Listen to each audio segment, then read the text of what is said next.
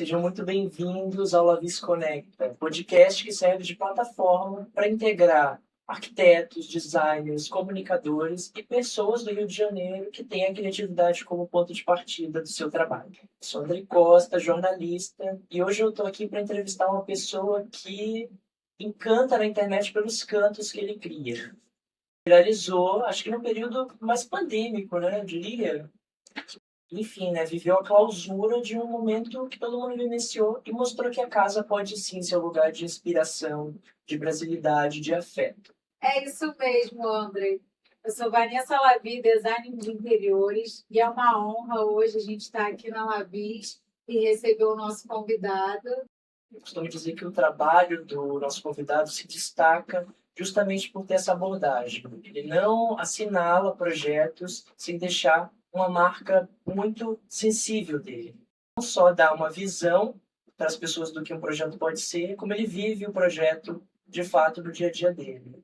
É com muito prazer que a gente recebe finalmente Belchior. Obrigado, é um prazer grande estar aqui. As pessoas provavelmente te conhecem muito mais pelo Cantos de Belchior, né? De uns tempos para cá, sim. Conta pra gente, primeiro, a história do nome. É o seu nome de batismo, não é? Belchior é meu nome de batismo. Foi uma homenagem que meu pai fez ao cantor. Meu pai é muito fã do Belchior. E eu, como toda criança que demora a descobrir a potência disso, demorei muito a entender o valor desse nome. Inclusive, uma das coisas que eu sempre cobro do meu pai é que eu não me recordo na infância da gente escutar tanto Belchior assim a ponto de o filho dele carregar esse nome. Então, na fase adulta já, quando comecei minha vida profissional, foi quando eu percebi como esse nome me ajudava e era importante, porque esse traço de autenticidade que eu tenho na minha produção, na minha forma de me colocar, de me vestir, de me apresentar, o nome me ajuda demais, né? Sim. Além do fato de que eu também sou um grande fã do Belchior, assim, para fechar com chave de ouro. Eu amo que tem um trocadilho, né? Cantos de Belchior, pelos espaços que você cria, nos cantos do próprio Belchior. Isso aconteceu um dia, né? Eu tava nessa coisa da gente crescer na rede social e começar a viver mais intensamente as redes. Em algum momento eu estava em casa, arrumando a casa, e aí estava pensando, meu Instagram na época era Belchior Almeida, que é o meu nome. E aí veio na cabeça, assim, Cantos de Belchior, porque eu estava arrumando, assim, patologicamente, eu tô sempre arrumando lugares da minha casa e mudando cantos, e aí veio Cantos de Belchior. Quando eu vi o trocadilho, eu falei, peraí, eu vou mudar agora. Aí fui mudar. E aí foi o primeiro boom, né? Foi o primeiro viral, assim, foi quando eu fiz um vídeo contando que eu tinha acabado de conceber esse nome de Instagram, esse user, e tinha colocado Cantos de Belchior, pronto. Aí dali começou assim o sucesso na internet como criador de conteúdo, né? Que maneiro. Não, eu amo o Belchior também, é o cantor. Mas o Belchior, conheço o trabalho, admiro bastante também. E o Belchior, no trabalho dele, ele fala muito disso, né? Do cotidiano, dessas transformações da vida. Me conta um pouco sobre isso. Essa relação, né, com um nome tão forte.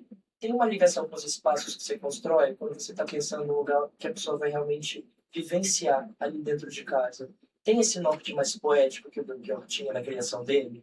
Eu acho que, inevitavelmente, não sei se começa no nome ou em outro lugar, a poesia encontrou a minha produção de uma forma muito intensa.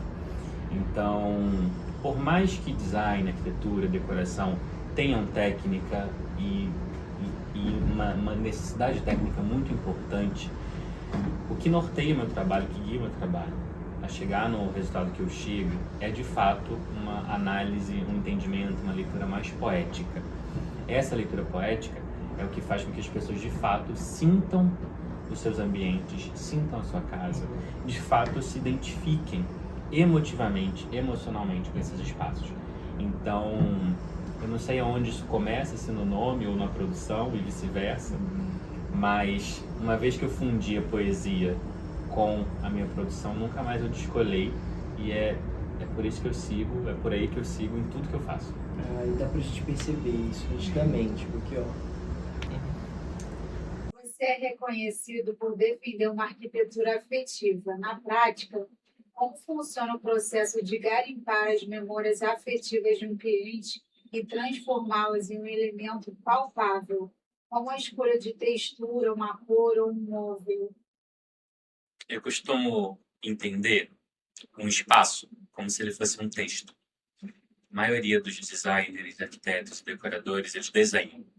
Eu escrevo sobre um espaço. Então, quando eu estou criando uma casa, um apartamento para algum cliente, eu gosto de escrever um texto sobre ele, sobre a relação que ele desenvolve com esse lugar. O que esse lugar deve proporcionar para essa pessoa. É basicamente isso que norteia a construção do primeiro pensamento curatorial que eu encontro para um lugar. O que esse espaço pode e deve proporcionar para alguém. E esse sentimento é pessoal intransferível, porque cada um tem a própria experiência, cada um tem a própria necessidade. Então, de forma prática, começa no entendimento e na compreensão dessa necessidade, na empatia que a gente precisa ter para poder receber essa carência e transformar isso numa coisa palpável, numa coisa material, e entender que tudo o que a gente escolher é uma palavra a mais, é uma frase a mais, é uma oração a mais desse texto, que é o texto que representa a vivência dessa pessoa nessa casa. Então, quando eu escolho uma peça, quando eu conduzo um cliente a ter essa casa coesa e simbiótica, é fazendo uma análise se aquelas escolhas, se aquela arquitetura, se aquele design, se aquelas peças, aquele objeto, de fato se encontram coesos e coerentes com os sentimentos que aquela pessoa deseja e precisa sentir naquele lugar. Isso, para mim, é o que norteia toda a construção e fundamenta o projeto como um todo, assim, de ponta a ponta. É um texto a dois, então. É um texto a 2, ou a 3, ou a 4, dependendo de quem mora na casa. Mas sempre escrito a muitas mãos, sempre. E acontece das pessoas te buscarem justamente sabendo desse processo criativo, ou às vezes é uma surpresa para elas, isso excede a expectativa? Os dois. O que acontece é que hoje, de uns tempos para cá, as pessoas que têm buscado o meu trabalho têm buscado o meu trabalho por causa do viés poético, sensível, afetivo, sensorial, por causa da experiência que eu consigo fazer um lugar proporcionar. Para além do decorar, para além do projetar, a experiência final que você sente naquele lugar. Contudo, ainda que as pessoas estejam buscando o meu trabalho por causa disso, dessa diferenciação, sempre é uma surpresa. Porque a jornada que a gente precisa construir juntos para chegar nesse resultado é uma jornada que passa por um autoconhecimento, pela necessidade de um autoconhecimento, de conectar-se consigo. Então, tudo para mim precisa ser bem embasado, né? Por que eu gosto disso? Por que eu quero aquilo? Por que eu sonho com esse objeto, com essa textura, com essa cor? Entender o contexto da pessoa, entender os motivos sensoriais, os motivos emotivos pelas quais ela escolhe o que escolhe, ou tem as referências que tem, entender os símbolos dela. É uma viagem para dentro que muitas vezes o cliente não imagina que ela vai fazer. É isso que eu ia falar, não imagina. Não né? imagina que vai viver. Acaba fazendo tipo uma psicologia. Sim, muito do meu trabalho tem um viés psicológico mesmo, né? Eu não gosto muito de adotar uma metodologia muito específica, mas é como se eu pegasse e estudasse frequentemente várias áreas que falam da parte mais etérea do espaço. Então, psicoarquitetura, neuroarquitetura, neurodesign, feng shui também, um pouquinho, psicologia das cores, ou seja, todas as áreas e saberes que falam desse espaço enquanto resposta emocional, enquanto relação mente e corpo, são a matéria-prima que eu uso para minha pesquisa, que culmina no meu trabalho. Então, de fato, o cliente não tem ideia de que a gente vai passar por isso tudo dessa forma, mas é muito leve também. A forma que eu encontrei para a gente conseguir fazer com que isso seja gostoso é a proximidade. É a aproximação, é a intimidade, a gente tem que estar junto, construindo e, como você falou, escrevendo esse texto a quatro mãos mesmo. E aí vai ficando gostoso e a pessoa vai conseguindo se entender e se conhecer melhor. Porque eu quero que, de fato, esse espaço, esse projeto, seja um retrato fidedigno dessa pessoa. E para você poder se retratar, você tem que se olhar, se compreender, e saber quais são os seus símbolos. Então, a resposta é as duas coisas, né? Tanto as pessoas me procuram por essa experiência, quanto elas se surpreendem quando estão vivendo essa experiência pela profundidade que é, pela densidade contextual que eu trago para uma simples decoração. Porque imagina assim, é um projeto, né? Só que, Exatamente. na verdade, não é só um projeto, né? Vai passar por várias etapas até você saber realmente o que você quer. Porque às vezes nem a pessoa sabe o que ela quer. Muitas vezes não sabe o que quer. Então, a primeira fase do trabalho é ajudar essa pessoa a encontrar e descobrir o que quer. E eu falo que isso para mim é muito simples, porque a minha casa está pronta, está decorada, está linda, está publicada, eu já estou vivendo muito feliz nela. Então, agora, não é sobre o que eu quero para sua casa. Sim. É sobre o que você quer para sua casa. Ah, mas eu não sei. Não tem problema. A gente vai descobrir. E esse processo de descoberta é muito mais simples do que parece. Muito mais simples. Eu costumo explicar muito para os meus clientes, tanto de projeto quanto de consultoria, que quando você associa o espaço e as escolhas ao sentimento que você quer sentir, as possibilidades, o leque de opções reduz muito. Então, se você, por exemplo, quer sentir calor no quarto, quer que ele te aqueça, azul você nunca vai poder botar nas paredes. Terracota. Não é porque é certo ou errado, é porque o azul não fornece o aquecimento que você quer. Ou seja, se você quer se aquecer naquele lugar, entende que tem uma gama de cores enorme que já caiu.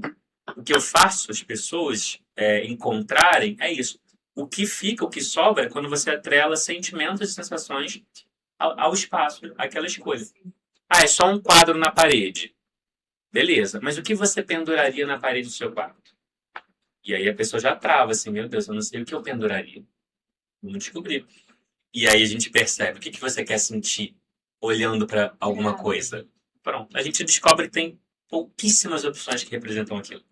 Então é muito mais simples do que parece inicialmente, sabe? Para mim, que já faço isso há um tempo. Não, acho que quanto mais eu conheço arquitetos e falo com profissionais, designers, eu percebo que tinha que ser eletiva da faculdade, né? Matérias de psicologia, porque vocês norteiam para a pessoa coisas que ela nem sabe que ela quer, coisas que ela não sabe que precisa. Exatamente. E isso é muito legal, porque a gente viveu bons, né, há anos atrás, onde o arquiteto era uma assinatura, e problema nenhum ser uma assinatura, as pessoas buscam até por espaços assinados, né? Mas vocês ajudam a trazer um pouco da pessoa também. Seus projetos têm muito esse quê, né? A gente identifica que são seus, mas ao mesmo tempo tem ali uma impressão pessoal que é provavelmente esse texto a quatro mãos, esse conceito que você enviesa e adora, né, no espaço. Sim. Você falou uma coisa que eu acho fantástica. Eu acho que a arquitetura mudou um pouquinho de polo de pensamento. Antigamente, você contratava um arquiteto, um designer, ou às vezes até um artista, para assinar a sua casa e você queria viver na obra daquela pessoa, porque era sobre a obra daquela pessoa. Não era a minha casa, era a casa do arquiteto tal, que eu contratei, né? E a gente agora vive uma era onde as pessoas entendem, na verdade retornam, porque esse saber, esse conhecimento, essa filosofia é uma filosofia ancestral já, retornam ao entendimento de que a casa precisa ser o lugar que me representa, que me estimula, que me descreve, que tem que agradar a mim, que é sobre mim, não é sobre mais ninguém. E nesse lugar, a assinatura, ela muda a sua importância. Ela não perde importância, ela muda a importância. De fato, eu sou contratada por muitas pessoas que querem a minha assinatura nas suas casas, pelo que a minha assinatura representa, mas imageticamente falando, essa minha assinatura é a tradução daquela pessoa. História que ela quer contar. Eu estou assinando essa tradução. E se é a tradução de alguém, eu estou assinando as características de alguém. É diferente. Não é sobre as minhas características, é sobre a forma como eu traduzo. E isso é o valor da assinatura hoje, dentro do design da arquitetura. É a assinatura de como você me traduz. E esse é o ponto. Porque, assim, às vezes, né, tipo, um arquiteto, alguém, vamos botar esse sofá assim, isso assim, isso assim.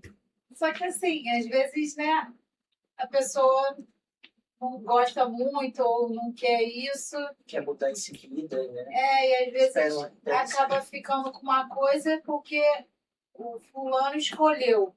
Isso ainda é muito comum. O mercado de arquitetura, ele é vasto. Tem muitos perfis, tanto de clientes quanto de profissionais. Tem cliente, por exemplo, que é muito técnico e não é nada sensível ou sensorial. É. Então, eu acho que tem mercado, de uma forma geral, para todo mundo. Mas eu me coloco e me assento e crio raízes na parcela do mercado que quer desenvolver um projeto extremamente único, extremamente autêntico. A autenticidade é uma palavra pela qual eu sou obcecado em tudo que eu faço. Então, é essa parcela de mercado que eu me comunico. É com esse tipo de cliente que eu me comunico. E aí, para esse tipo de cliente, ele quer uma assinatura de alguém que sabe criar um espaço autêntico, único, não repetitivo, sem considerar as mesmas referências que todo mundo considera. Sim. Entende? Ou que desenvolva as próprias referências. É muito comum de acontecer de um cliente me contratar e ele vir trazer uma referência que sou eu. Isso é muito curioso. Assim. Eu sou uma referência para essa pessoa. A sua casa ou esse projeto seu é a minha referência. Assim. Eu quero algo que parta daqui. Então, a assinatura mantém-se o valor, mas muda um pouco. Sabe? É muito menos sobre quem eu sou enquanto a obra que eu produzo e muito mais sobre a capacidade que eu tenho de fato, traduzir alguém. Eu acho que isso é muito importante, assim. Como eu faço essa parte também de produção, então eu vejo muito isso, assim, pessoa assim, eu gosto muito disso, uma iluminação, um vaso assim, sabe? Então, assim, você vai vendo, né? Vai sentindo o que a pessoa gosta, não gosta. Então, você tem que ir seguindo o que a pessoa quer. Esse é o importante. Quem mora ali é ele, não sou eu. As memórias quando elas vão aparecendo, né? Às vezes a pessoa gosta de um determinado revestimento, mas ela nem sabe por quê. E às vezes é porque a avó tinha na casa. Sim. E aí você vai mapeando isso. Lembrando. E esse processo é um processo interessante porque eu sou muito provocador. Eu falo que o meu conteúdo na internet ele é muito sensível. E uma das crises internas que eu tenho é porque eu sou muito ácido. Sou muito debochado, sou muito provocante, eu sou muito... Então, eu tenho dificuldade de trazer isso às vezes para a forma como eu me comunico na internet. Mas o cliente que lida comigo sabe que nesse processo de provocação e de acidez, vale também questionar o porquê você não gosta de alguma coisa. Porque às vezes, o motivo de você não gostar de algo não é bem construído. Então, no processo de autoconhecimento e de lidar comigo, nesse projeto que vai, de fato, alcançar a autenticidade, muito provavelmente tem muita parte, um bom resíduo vai ser provocativo, para que a gente, de fato, questione os motivos do sim e os motivos do não, que nem sempre se baseiam, nem sempre se sustentam. Então, é um processo gostoso, mas às vezes agridoce também.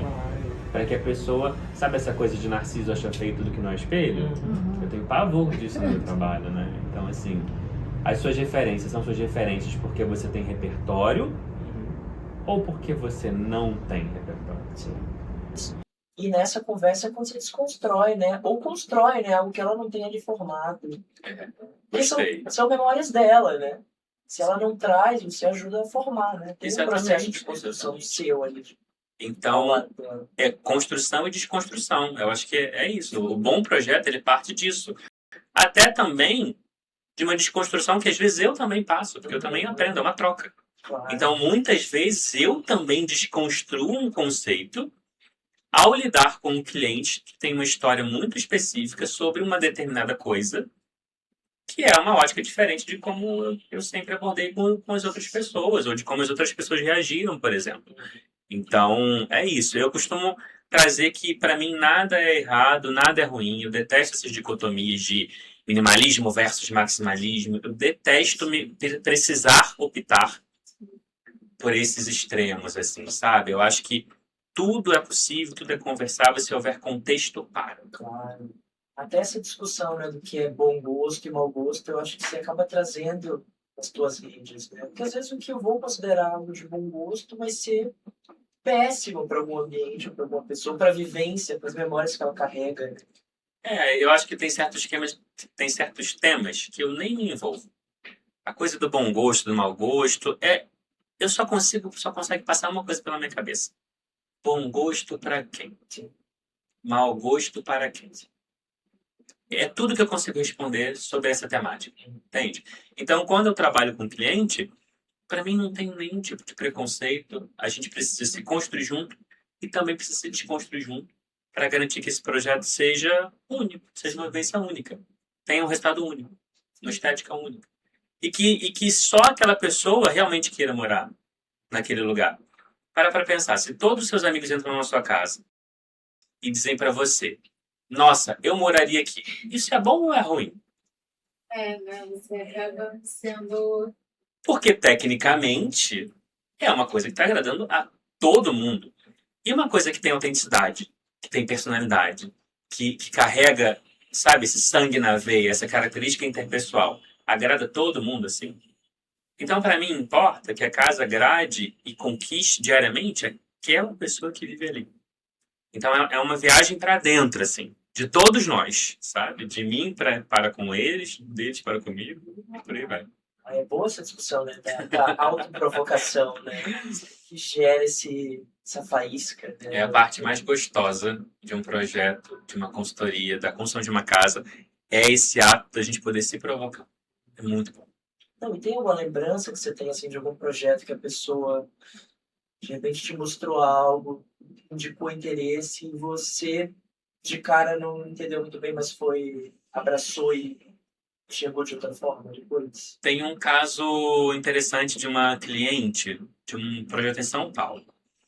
Ela fui escolher tapetes com ela e eu estava escolhendo um tapete para casa dela e eu, na época, tinha uma noção de conforto muito presa a uma textura macia, uma textura de fato gostosa.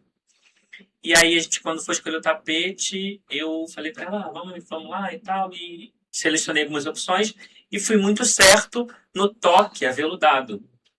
Falei, porque a casa tem que ter conforto e eu preciso que você, quando sente no seu sofá, descalça, sinta um toque aveludado no meu pé. E ela respondeu assim, eu odeio toque aveludado. Aí eu falei, como assim? Ela, odeio essa textura. Eu gosto de coisa áspera.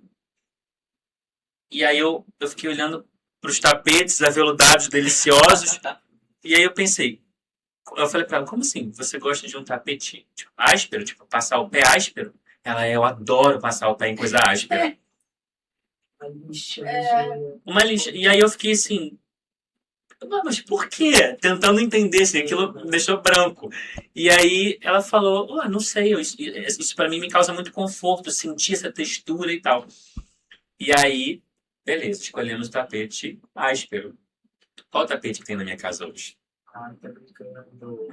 Meu tapete não tem textura veludada. Eu aprendi com ela como é gostoso chegar em casa de um dia que você ficou com um sapato, com meia ali apertado, até meio macio, e você sentar no sofá e passar o pé numa coisa que você está sentindo a textura das coisas, e aquilo dá uma sensação assim de relaxamento absoluto, assim, de fazer assim, sentir a textura do desenho de um tapete. Sabe? Até a manutenção deve ser melhor, não é? Dependendo do material, sim, dependendo do material. Eu imaginei que tivesse algo a ver com a temperatura também. Geralmente tapetes muito macios. tendem a absorver mais calor, Uhum. de uma certa forma, ou passar talvez a sensação de mais calor. Uhum. E esse foi um exemplo que me surpreendeu e me mudou. E aí hoje, quando eu conduzo um cliente na escolha de um tapete, não é sobre uma textura veludada. É sobre identificar qual é o símbolo de conforto Uhum. e de textura que engatilhe conforto para você. E hoje em dia o teu olhar tá muito mais aberto a mostrar outras opções, né? Exatamente. Sempre cada vez mais abertas. Então, Mas, é um processo de desconstrução muitas vezes nosso também, sim, sabe? é muito bom. Já que a gente entrou nessa seara de memórias, né? Conta pra gente essa inserção na arquitetura. Ela vem cedo? Porque geralmente a gente começa ali, né? Mostrando um spoiler, de repente na relação com os avós, com os pais, como é que decora, como é que mexe em casa. Uma casa que até então você já chegou formatada. Vem da Nossa. infância esse interesse pela arquitetura? Teve influência de alguém? Não, não. Não sei nem de onde isso veio, na verdade. Eu caí nesse mundo de paraquedas, assim. Tudo que acontece na minha vida é muito orgânico, muito natural. E assim foi. Eu venho de uma origem familiar extremamente humilde. Em toda a minha linhagem, a gente não tem nenhum exemplo de poder acessar o universo da arquitetura e do design, de poder decorar uma casa, de poder ir a uma loja e escolher uma peça para si. Nenhuma das casas que eu montei, em nenhuma das casas que eu vivi, antes da minha casa, da casa que eu montei para mim, eu tinha tido a experiência do que é viver num lugar que de fato seja nutritivo, simbiótico, curador, que de fato é pensado para mim. Então, eu caí nesse mundo literalmente de paraquedas, assim. Meu sonho era ser maestro. Eu toquei piano por muitos anos e quando eu fui cursar a faculdade, a minha família acreditava que música não era uma profissão que traria dignidade, vamos colocar assim. Sim. E aí, nisso, eu falei, vamos prestar para um monte de coisa. E aí, o que eu passar, a gente entra. Foi basicamente esse meu critério. Na época, eu prestei para Direito, Relações Internacionais e Arquitetura, passei nos três. E aí falei, cara, se eu quero ser maestro, aonde eu conseguiria trabalhar com alguma coisa que remetesse à arte? E falei, arquitetura. Sim, foi. E aí comecei a estudar arquitetura e depois migrei para a área de design, que foi onde eu encontrei a escala do que eu queria trabalhar. Que é uma escala muito mais pessoal, muito mais aproximada, a escala do objeto mesmo. E aí caí nesse mundo de design e descobri um universo que até então ninguém da minha família tinha nunca sequer ouvido falar. Assim, a gente vivia outro mundo. E a casa que eu montei para mim hoje, que é o apartamento que eu vivo, né? Foi a primeira experiência que eu tive de um lugar que, de fato, realmente muda vidas, sabe? Muda a história de alguém, sabe? Alguma coisa que você entra pela porta e, sei lá, recebe uma avalanche de sentimentos bons que norteiam você em tudo que você faz. E antes da minha casa, como eu nunca tinha tido essa experiência, os projetos que eu fazia eram também muito comuns. Eu costumo dizer que eu sou o maior paciente do meu trabalho. Eu percebo que você se alimentou da arquitetura enquanto você vivia a arquitetura. Exatamente. Basicamente, o que eu aprendi a fazer pelas pessoas só foi descoberto depois que eu senti o que a minha casa fazia por mim. Foi fazendo a minha casa que eu descobri o que eu sabia fazer.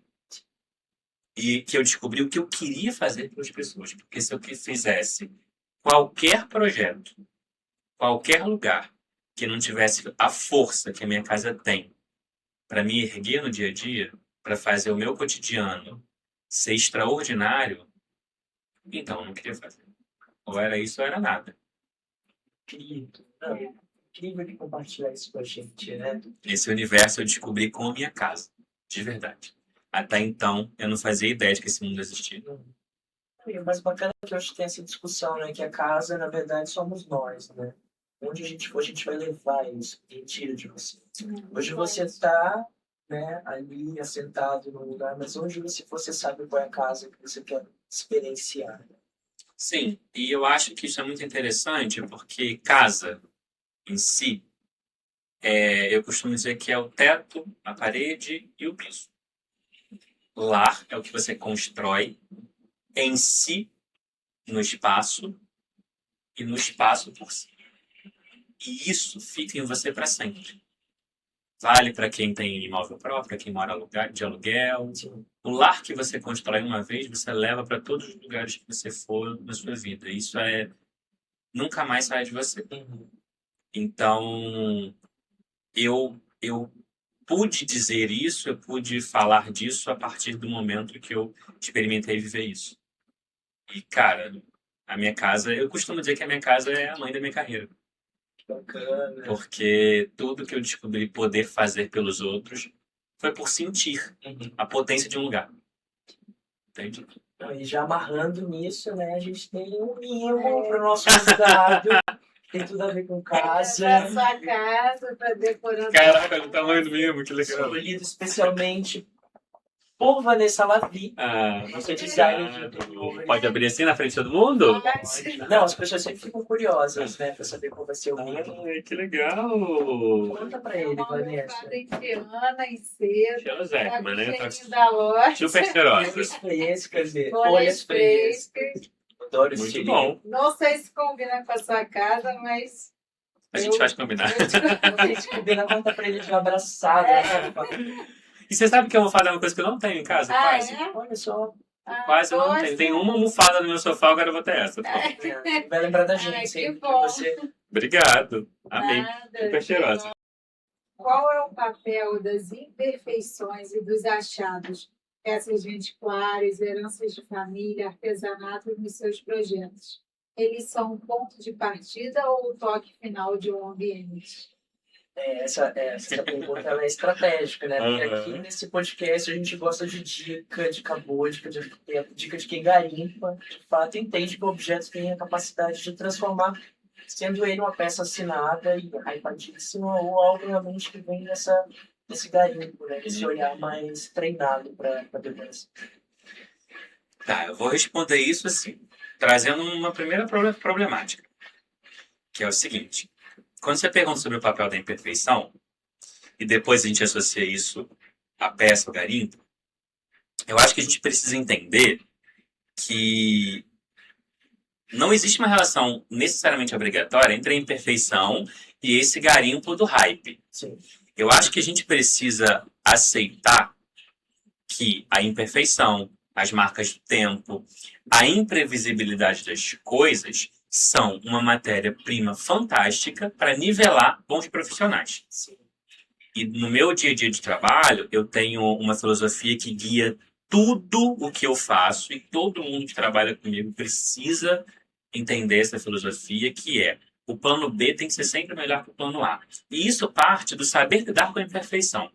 Às vezes a gente quer, o mercado de arquitetura às vezes fornece para a gente essa estética muito estanque, de tudo impecável, e perfeito, e clean, e essa coisa.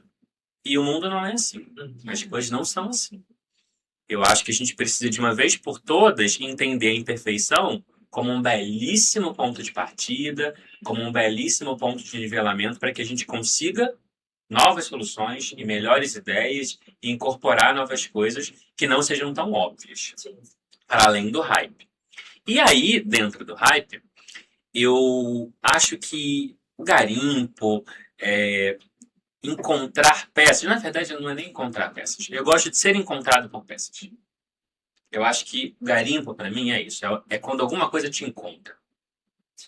E aí essa coisa te encontra, ela faz morada no teu peito, ou ela encontra representação no teu símbolo, e aí você precisa encontrar uma forma de anexar isso ao seu contexto, anexar isso à sua casa, anexar isso ao seu espaço.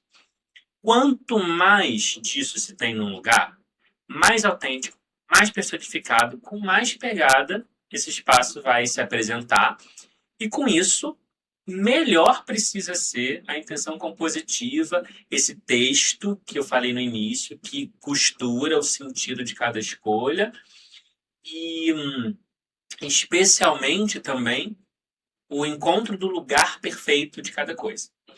Então, eu acho que o garimpo, para mim, ele não é exatamente um ponto de partida de um projeto, mas para minha casa, sim, ele é um ponto de partida. Ponto. Gosto de ser encontrado pelas coisas, quero e preciso ser encontrado pelas coisas. Para o meu cliente, não necessariamente. Mas eu entendo que quanto mais abertura a gente tem para esse mundo do imperfeito e do imprevisível, mais personificado fica um lugar. E mais interessante, mais instigante, mais gostoso. Sabe? É isso, instigante. É uma palavra que eu adoro que um espaço seja, mas instigante esse lugar vai ficar. Porque ele sai dessa linha da previsibilidade estancada de toda coisa perfeita, sabe? Eu adorei a resposta porque eu sou aquela pessoa que, assim, às vezes precisa de alguma coisa e tem certa urgência. Eu prefiro segurar até ser encontrado pela peça do que no impulso, né? O desejo de ter, ficar cansado da peça que eu comprei no impulso, que não me conta nada, só me conta uma urgência que eu tive e como eu quero expelir aquilo logo por algo que me encontre, né? Um exercício que eu costumo fazer meus clientes entenderem sempre é o exercício da paciência de aceitar o espaço vazio. Para mim é o seguinte, o espaço vazio é o palco em branco para entrar a coisa certa. Se eu preencho um espaço vazio com alguma coisa que ninguém tem certeza de que precisa estar ali, eu não tenho esse espaço em branco para que quando aquilo aparecer, ser devidamente percebido. Então, para mim, fazer com que o cliente entenda que, putz, eu tenho esse espaço aqui na minha parede, eu quero muito colocar uma escultura. Você quer colocar uma escultura em específico? Não, uma escultura. Então, tudo bem, vamos começar o processo de abrir o caminho para essa escultura nos encontrar na nossa pesquisa curatorial. Não vamos colocar uma coisa ali para preencher um espaço vazio, só porque eu acho que tem que estar pronto agora ou porque aquele espaço precisa ser preenchido. Com uma coisa que eu não tenho uma ramificação de fato. E tem uma outra coisa que é importante, que é entender o clichê de quem ama cuida. Para mim, funciona muito no design e na arquitetura. De que forma? Se você tem afeto por todos os objetos que te cercam, você estabelece uma relação muito longeva de satisfação com o espaço onde você vive. Se você não tem, se você escolhe pela necessidade de preencher o espaço, de encher vazios, você rapidamente enjoa do lugar. Você se cansa do lugar. As pessoas trazem, ai, mas Belchior, isso aqui é tão forte, eu não vou cansar. Você cansa não é da força, você cansa da falta de contexto, de olhar para aquilo e não se ver diariamente. Isso é que te cansa. Porque se você colocar a minha cozinha, por exemplo, ela é terracota. Né? Toda terracota. Eu amo a cor terra. Os tons terrosos são a minha paleta. Eu tenho ascendência indígena. Então, tudo que é de terra me pega por inteiro. Se eu olho para aquela cor, eu me vejo naquele tom avermelhado. Eu nunca enjoo daquilo. Entende? Se sente bem.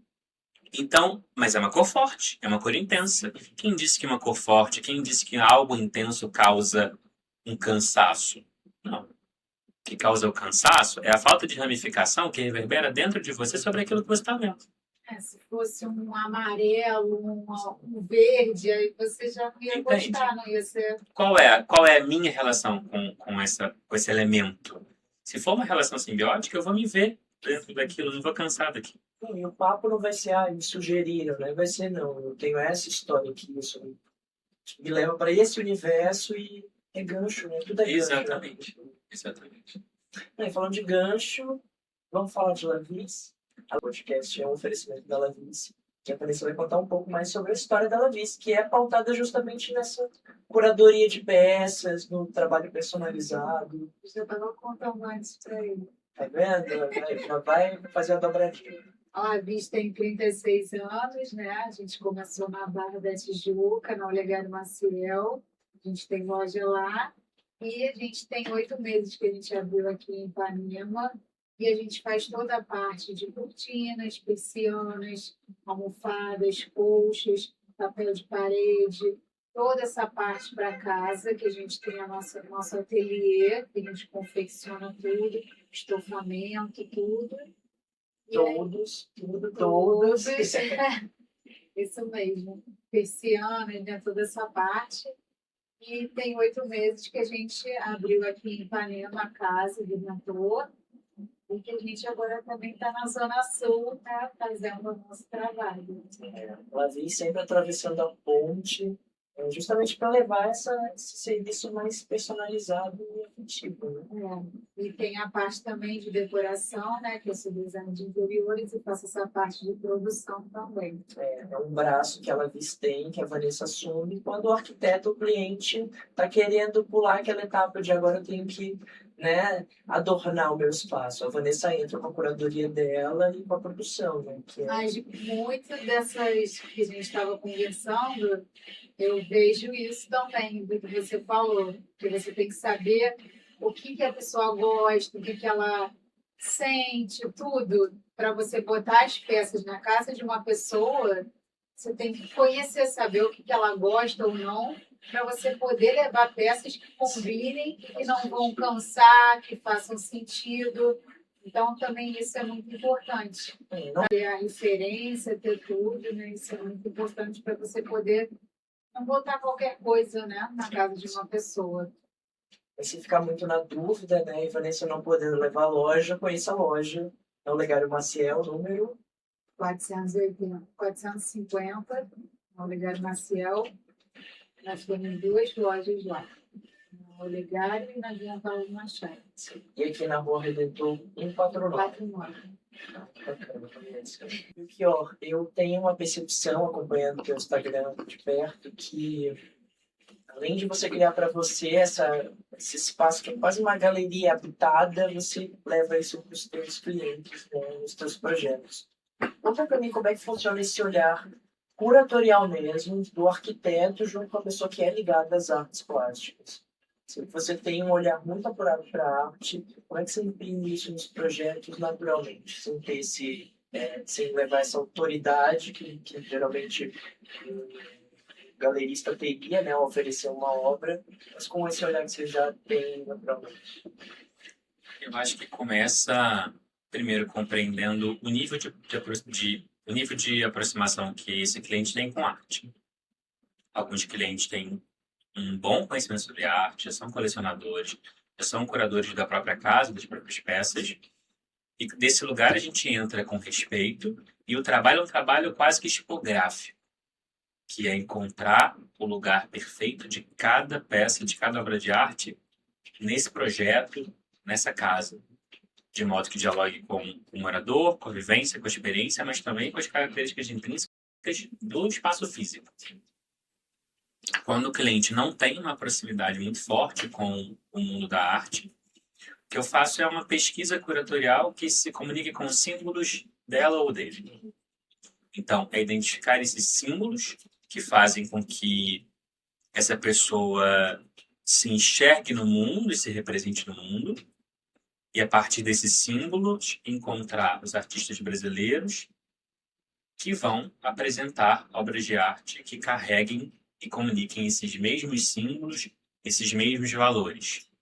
E a partir daí seguir com um projeto tipográfico onde a casa apresenta para a obra de arte o lugar perfeito de cada um. Sabe? Isso para mim é das coisas mais importantes.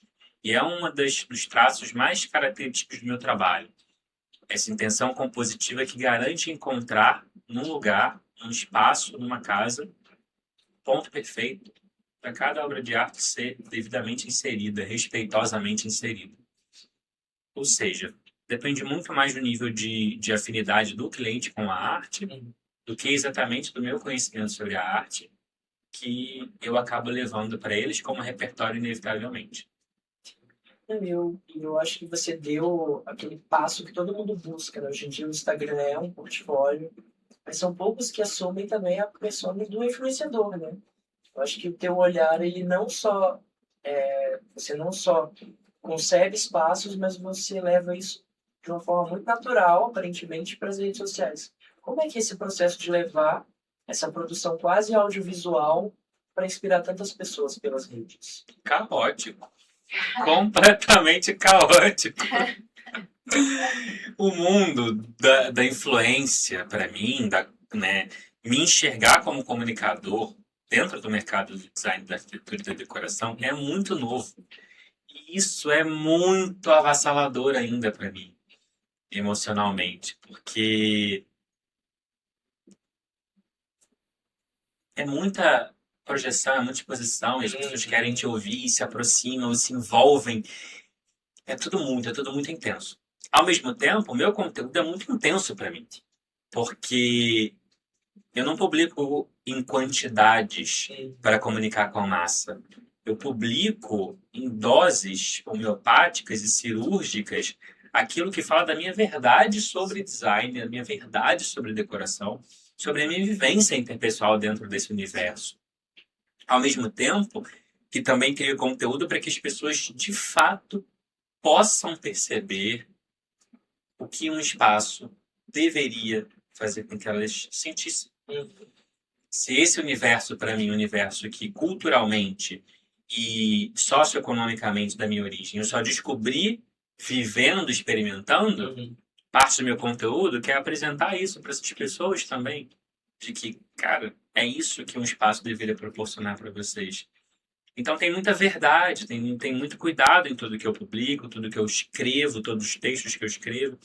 Então, lidar com esse mundo digital de comunicador, de influenciador, ao mesmo tempo com o mercado profissional, nos projetos, cara, é muito diferente, assim, uma coisa muito nova para mim, mas que tem dado muito certo, assim, o salto tem sido muito positivo, mas dizer que é simples e fácil e que é tudo, não é não, assim, Não é. é avassalador e tudo tem muita doação, Eu ia entende? falar disso porque geralmente o criativo, né? Tudo pro criativo é conteúdo. O café que você passa na sua casa, a louça que você escolheu. Então, se tudo é conteúdo, nada é conteúdo, né? Isso a gente percebe nas tuas redes, que você realmente filtra muito bem aquilo que, na tua visão, vai exceder uma expectativa, né? Que eu acho que é o que tem relevância para mim. E, de fato, eu consumo muito pouco conteúdo. Justamente porque 90% do que se apresenta para mim não me interessa. Sim.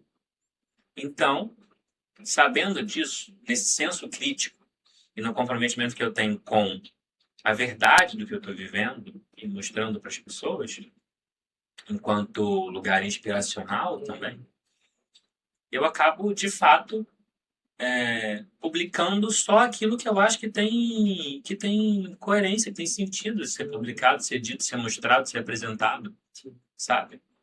Então, realmente é um universo gostoso, mas ainda em fase de digestão. Sim.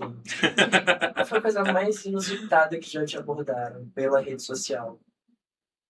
Hater, eu imagino que você não tenha, mas geralmente sempre tem uma conta lá que faz um comentário, ou alguém já se ofereceu para comprar alguma peça da sua casa da DM. Todas essas coisas. Eu acho que o hater é inevitável para quem aparece na internet, mas isso não é um problema de nenhuma forma. Eu acho que crítica construtiva faz a gente crescer. Sim.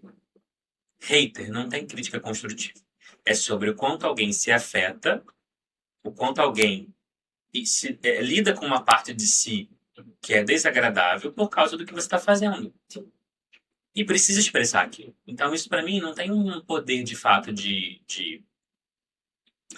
influência, sabe? É normal. Eu acho que. E dentro do que a gente vê, do que acontece na internet, eu posso dizer que eu sou muito privilegiado. Porque a gente fica assustado com como as pessoas, né, se sentem livres para comentar o que quiserem. Então, dessa forma, disso eu não posso nem reclamar. Eu não sei se eu passei por alguma coisa inusitada. Tá. O que acontece é que as pessoas, quando a gente publica muito, especialmente no meu conteúdo, que é um conteúdo sensível, sobre a casa, as pessoas, elas têm uma ideia complexa de aproximação ou de intimidade que não necessariamente você fornece, você deu ou você sente. E isso é muito delicado, porque eu tenho muita empatia pelas pessoas, especialmente as pessoas que me abordam. Eu sou abordado por muitas pessoas diariamente.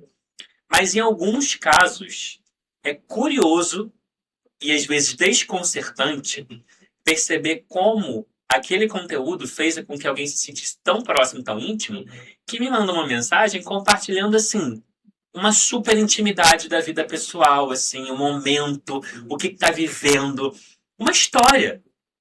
E aí eu tô no, sei lá, um dia, acabei uma reunião, recebo um direct, tem uma história super íntima de alguém contando sobre a vida dela. Super animada em te contar a vida dela, sabe? E aí esse processo novo pra mim. Tipo, caramba, eu nunca vi essa pessoa, não sei quem é, e eu tenho uma história íntima dela, sabe? Tipo, porque ela teve uma verborragia ali comigo através do meu conteúdo, que é um conteúdo sensível que causa identificação. Isso pra mim é a coisa mais curiosa de todas. Isso aqui não é escalável, não, Chico. A gente tá com a assessora do Belchior aqui. Dá pra criar, de repente, a conta Acessos de Belchior, onde você acessa o Belchior, mas tem uma outra, né, outra abordagem. Pensatas que você pode soltar para Aí, ó, uma assinatura, quem sabe? Não é?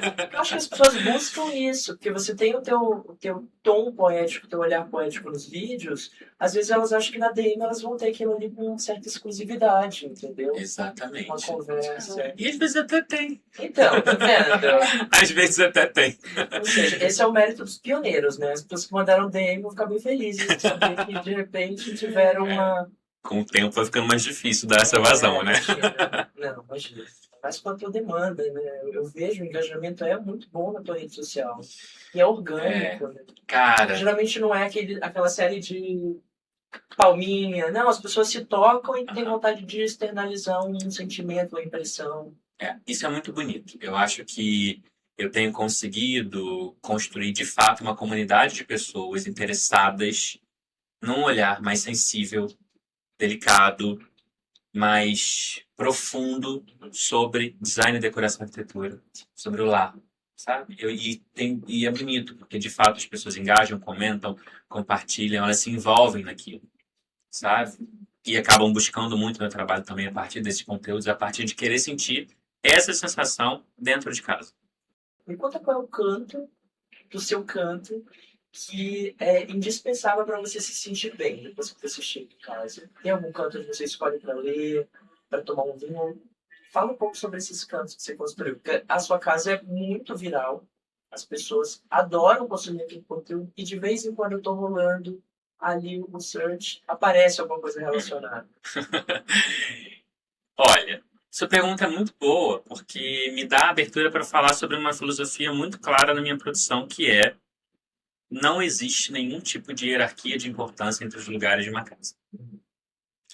Para mim, assim como o corpo tem os órgãos que funcionam juntos, se você tirar um, descaceta tudo. A casa é assim. Não existe essa hierarquia entre um espaço mais ou menos do que o outro, entre viver mais um lugar do que o outro. Cada canto de uma casa tem uma ramificação direta com o nosso psicológico, com o nosso emocional, com o nosso consciente ou inconscientemente, tá? Então, o que eu faço é experimentar a casa desse jeito, nesse prisma, entendendo que ao longo do meu dia, ao longo do que eu preciso sentir, cada canto tem o seu devido papel, sempre. Então, por exemplo, eu trabalho muito, muito, passo muitas horas trabalhando, porque meu trabalho é muito vasto. Não é só estar no computador projetando. A maior parte do meu trabalho é pesquisa curatorial. E esse processo de pesquisa ele é enorme, são muitas e muitas horas todos os dias vivendo isso. Então, para mim, é muito importante que eu consiga mudar os locais de trabalho várias vezes durante o dia. Se eu for trabalhar numa coisa mais técnica, de fato é na mesa.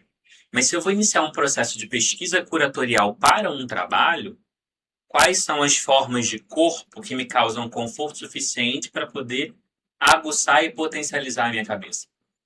É isso que eu faço num projeto, sabe? É entender qual é a atividade que você exerce e o que eu faço nesse espaço para que esse lugar potencialize o seu emocional para exercer aquela atividade.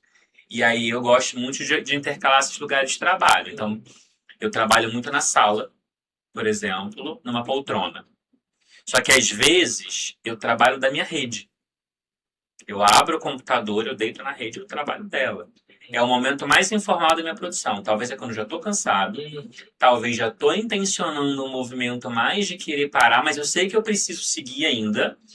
E esse corpo parado no computador me incomoda, porque já não é mais a linguagem que eu quero. E aí eu vou para a rede e vou trabalhar ali, eu diluo, diminuo essa tensão do produzir. Então eu acho que é muito que por aí, assim, a casa para mim é um organismo vivo como um todo. Cada canto tem sua importância para uma determinada atividade e para aquilo que eu estou exercendo. Eu me ocupo de garantir que eu estou usando na minha casa inteira, sabe? No meu cotidiano, para expandir essa experiência de cotidiano. Qualquer lugar vai estar confortável para poder trabalhar, para tudo. Exatamente. Foi bom você ter falado isso de cada espaço, né? A gente vai ter uma dinâmica agora de encerramento. Já? Ah, não. Sim. Mas quem sabe rola uma parte 2, hein? Acho que vale. Tô só começando. Ó, a nossa dinâmica... Na verdade, a gente tem ressignificado essa dinâmica também, assim como os espaços da casa, né? Dessa vez ela se chama Amo o Passo da Arquitetura. Eita! E aí a gente quer o tom Eita! provocador de Belchior. Quem toca essa dinâmica é Vanessa. Ui!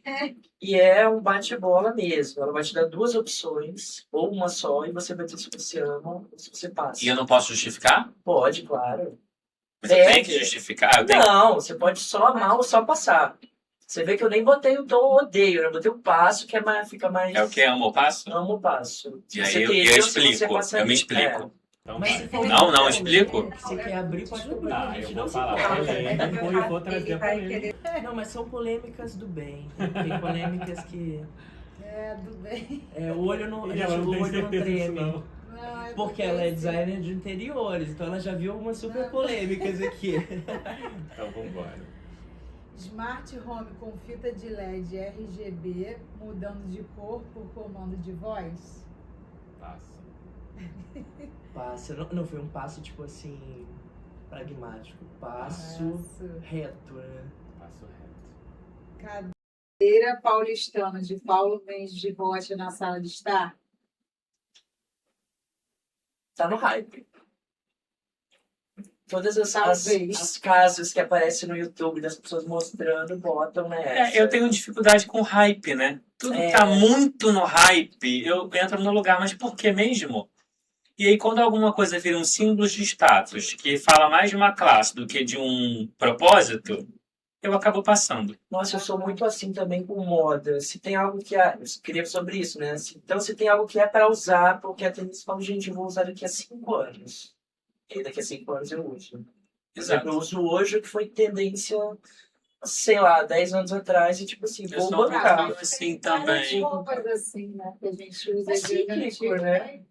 Vai voltando Não, tudo. dizer que uma cadeira paulistana de Paulo Mendes da Rocha é hype, né? Eu não sei sincero, está no hype, né? Mas é uma cadeira icônica. É uma cadeira icônica, mas é exatamente isso. Qual que é o objetivo dentre Sim. tantas cadeiras icônicas? Por que esta? Sim. E aí é o que eu falo. Se uma escolha dentro de um espaço é muito mais sobre um comportamento de status de uma determinada classe, eu passo. Se tem um peso contextual, arquitetônico e coeso comigo, com os meus símbolos, com os símbolos que me representam, aí eu amo. Então é isso, gente. Essa é a polêmica. Passou o Paulo Mendes da Rocha. Brincadeira, passou hype. Ele bota, né? O chapéu do Raul Gil, não tinha um chapéu para cadeira. Cozinha com armários em verde sálvia ou azul petróleo?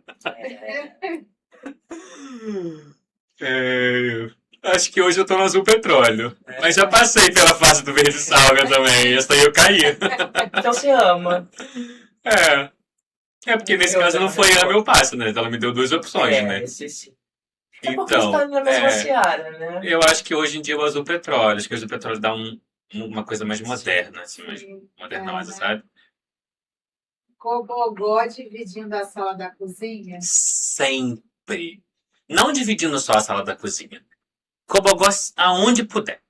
Eu coloco Cobogó aonde eu posso. Cobogó é um elemento que eu uso em 100% dos meus projetos. Porque existem alguns elementos que, para mim, não são sobre tendência nem sobre hype. São sobre identidade de arquitetura brasileira.